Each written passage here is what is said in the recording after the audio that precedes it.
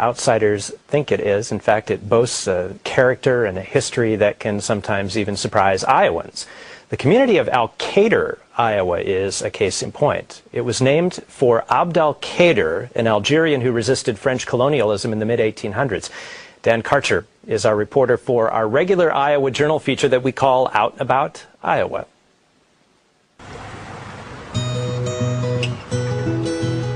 Al-Khader's history is written in its buildings and structures. The people of Al-Khader treasure their past, but their history works for today and tomorrow, too. The 1860s courthouse is still the county courthouse. The Keystone Bridge still links it with the business side of town. Built in 1889, it's known as the longest of its type west of the Mississippi. The 1890 building that became home to a cinema in 1941 and closed in the 1990s is showing movies again and selling DVDs.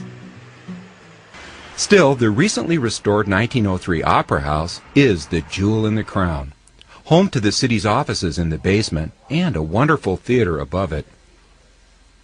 With just a piano, the Opera House players rehearse some of their fall musical for us, The Baker's Wife. I will try to make you happy. The ground floor level of this marvelous structure was a firehouse in one incarnation, but a combination of grants, donations, and a lot of volunteer sweat equity renovated it. The new Old Opera House opened in 2003 and is a regional center for the performing arts. You make a scene. Such a pity. The people who patronize it, the people who do things on stage, the people who help restore it are really from a wide area. Al-Khader is experiencing a sort of rejuvenation, and some of its new energy comes from outside the community. In this old building, they make artistic lighting fixtures sold all over the world. Fire Farm, as it's called, was started by a native Californian who fell in love with the town. I'd never been here before. My wife's family is from this town, but she had never been here either. She came back and rediscovered it. Actually, Pollock's wife's mother hadn't been here in about 50 years either. But 3 generations moved back.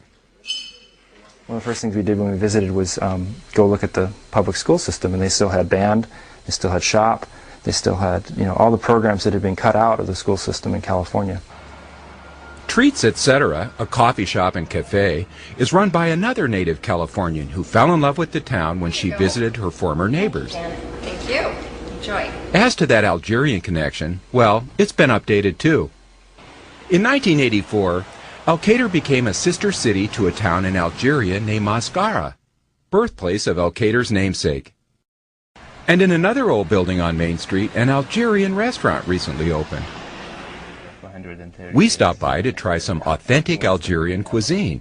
Are most people a mixture of native Algerian? The son of an Algerian diplomat and a French mother, Frédéric Boudouani, discovered Al-Khader when he started researching the history of Islam in America after 9/11.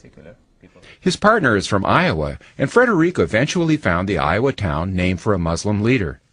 It happened that the Muslim leader is from Algeria. He's the George Washington of Algeria, so it was a big revelation for me.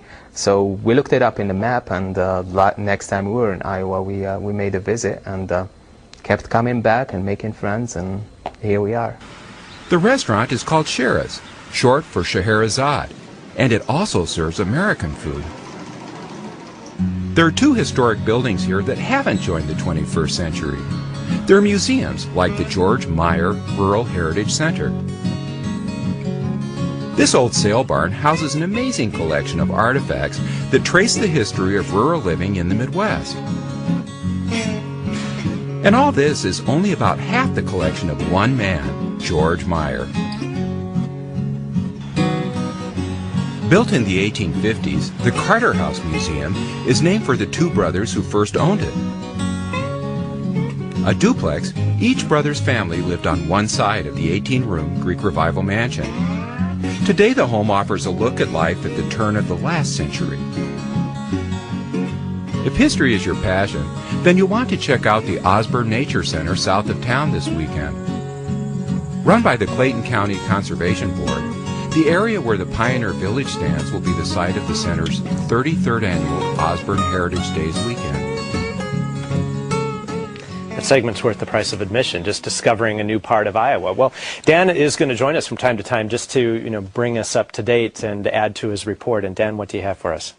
Well, that Osborne Heritage Days is a wonderful celebration going on in Elkader this weekend. And you can visit the 1880 Pioneer Village. You can see a great nature center and then join in a chili cook-off, buffalo chip throwing, storytelling, pumpkin contest, a classic Iowa event.